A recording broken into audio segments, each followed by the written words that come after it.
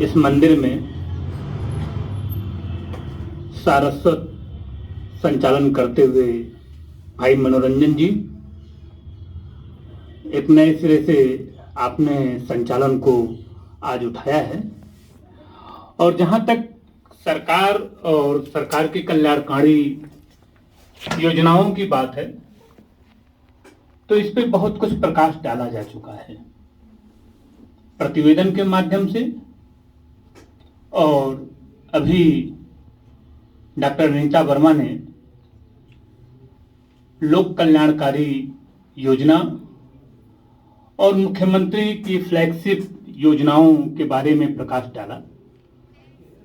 जहां तक मैं समझ पाता हूं कि मुख्यमंत्री की फ्लैगशिप जो योजना होती है, उस पर पूरे सरकार का फोकस केंद्र और लाइन होती है, और फ्लैगशिप योजनाओं को पूरा कराना कोई भी सरकार हो उसकी जिम्मेदारी होती है।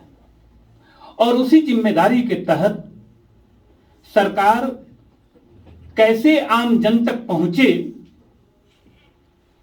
उस कड़ी को आम जन तक पहुंचने के लिए ये एक माध्यम प्रतियोगिताओं का भी लिया गया कि सरकार के 4 वर्ष पूरे हुए हैं और सरकार की जो फ्लैगशिप योजनाएं हैं उनका स्कूल और कॉलेजों के माध्यम से जन जन के बीच प्रचार और प्रसार हो।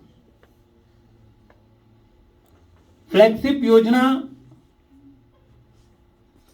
सीधे तौर पर जो समाज का सबसे आखिरी व्यक्ति है उसको सरकार अपना बच्चा बनाना चाहती है, अपना व्यक्ति बनाना चाहती है, और उसके पूरे खर्चे उसके द्वारा कैसे प्रतियोगिता में भाग लिया जाएगा, और यदि वह इन योजनाओं के माध्यम से चयनित होता है तो उसकी बहुत बड़ी जिम्मेदारी सरकार के द्वारा उठाई जाती है। तो फ्लैगशिप योजनाएं जो हैं वह मूल तौर पे सरकार किस तरह से जनता की भावना को लेकर चलती है, और जन कल्याणकारी जो हमारी योजनाएं हैं, सरकार कोई भी काम ऐसा नहीं करती जो केवल समाज के उच्च तबके के लिए ही हो, बल्कि सरकार सीधे तौर पर लाभ का काम नहीं करती, सरकार व्यापार नहीं करती, सरकार सबसे आखिरी आदमी के कल्याण के लिए काम करती है। और उस आखिरी आदमी के कल्याण में ये फ्लैगशिप योजनाएं अपने ढंग से अपना स्थान रखती हैं। और सबसे बड़ी जो बात इन दिनों मैंने देखी, पिछले इस कार्यक्रम को कराने के क्रम में 19 तारीख से लेकर और 26 तारीख तक, आज तक, तो सीमा मैडम ने और उनकी पूरी टीम ने एक मिशन सा कि इस कार्य को मुझे सफल बनाना है। जिस तरह से फ्लैगशिप योजनाएं हैं उसी तरह से इस कॉलेज की इस टीम ने भी उसको फ्लैगशिप महत्व देके, क्योंकि फ्लैग लगा दिया गया है इन कार्यक्रमों को कराने के लिए, तो उस फ्लैग के साथ इन्होंने काम किया, पूरी टीम के साथ काम किया। और ऐसा टीम वर्क अगर किसी भी संस्था में, किसी भी संरचना में है, तो मुझे नहीं लगता कि कोई भी काम फेल हो सकता है। वो सफलता दर 100% की जगह 200% भी हो सकती है। तो सफलता दर हमको इस कार्यक्रम के माध्यम से मिली। अब मैं सीधे सीधे केवल एक बात कहना चाहता हूं आप विद्यार्थियों से कि आप तय कर लें कि मुझे क्या बनना है। कोई मंजिल ऐसी नहीं है जिसे आप प्राप्त न कर सकें, छू न सकें,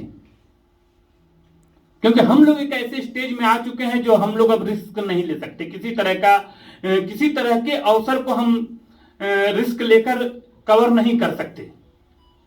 पर आप ऐसी जगह पे हैं कि आपको कुछ भी खोना नहीं है, केवल पाना और पाना है, और एक बार अपने सपने देखकर उस सपने पे दौड़ जाइए। बीए पार्ट 1 से लेकर एमए तक 5 साल 6 साल का आपका जो समय है, यह आपके जीवन का सबसे कीमती, सबसे मूल्यवान समय है। और इस समय को अगर आप गंभीरता से लेते हैं और जिस उद्देश्य से आपके माता पिता ने यहां भेजा है उस उद्देश्य को समझते हैं, और आप सब चूंकि प्रतिस्पर्धा और प्रतियोगिता के माध्यम से यहां आए हुए हैं, यहां कोई भी ऐसा विद्यार्थी इस समय नहीं है जो प्रतियोगिता के प्रथम चरण और द्वितीय चरण से गुजरने के बाद ना आया हो, तो आप सब कहीं न कहीं अपने अंदर एक विशिष्ट प्रतिभा रखते हैं। आपको एक अवसर ये मिला था, और ये एक मैं मान सकता हूं कि एक छोटा अवसर है या बड़ा अवसर है, जो भी है, ये एक अवसर मिला था, पर यह एक अंतिम अवसर नहीं है, बल्कि आपके जीवन के अवसरों की शुरुआत यहां से होती है। और आप लोग यदि इस कंपटीशन को, इस प्रतियोगिता को जिस तरह से लिए हैं, इसे आगे लेकर चलेंगे, और यही भाव यदि आपके भीतर बना रहा, तो निश्चित तौर पर आपके जो भी सपने हों, चाहे सिविल सेवा क्वालिफाई करना हो या राज्य सरकार की जो भी सेवाएं हैं, या आपको हम लोगों के संपर्क में आना हो, यानी शिक्षा जगत से जुड़ना हो, या कोई और जो भी आपके सपने हों, उन सारे सपनों को आप साकार कर सकते हैं, प्राप्त कर सकते हैं। बस ईमानदारी से 8 से 10 घंटा रोज पढ़ें, इतना ही मेरा अपील है और कुछ नहीं। मैं आभारी हूं इस टीम का जिन्होंने मुझे आज ये अवसर दिया, और परम सम्माननीय कल्पना बोहरा मैडम का मैं आभारी हूं कि हम सबको एक समान अवसर और समय प्रदान किया, जिसमें बहुत बेहतर तरीके से ये कार्यक्रम किया जा सका। क्योंकि इस कार्यक्रम का सबसे पहले हेडक मेरे ऊपर आया था 18 तारीख की रात में। 18 तारीख को 10 बजे मैडम का मैसेज आया कि विवेक जी ये कार्यक्रम करवाना है। उससे पहले तो हाँ, लेकिन उस मैसेज को लेकर मैं मैसेज सुबह फिर देखा, सुबह फिर मैंने पढ़ा, फिर मैंने 10 बजे बात की कि कल 19 तारीख को क्या किया जाएगा। फिर मैडम ने कहा कि नहीं आप चिंता मत करिए, इसकी व्यवस्था हम करते हैं। और फिर एक बहुत मजबूत टीम को दे दिया गया, तो मेरा उस समय जो दूसरा हेडक था वो चलने लगा, और ये कार्यक्रम अपने आप सहज गति से हो गया। और मैं मान के चलता हूं कि मैं शायद इतने बेहतर तरीके से नहीं करा था। ये सीमा मैडम की सांगठनिक क्षमता है, नेतृत्व क्षमता है, और उसका हम सबको सम्मान करना चाहिए। और इस तरह की क्षमता के हमारे महाविद्यालय में बहुत सारे लोग हैं। अवसर देने की बात है, एक बार अवसर देकर देखिए, बहुत सारी नई नई चीजें, नई नई प्रतिभाएं, नई नई क्षमताएं आपको मिलेगी। बहुत बहुत आभार, धन्यवाद। जय हिंद, जय भारत।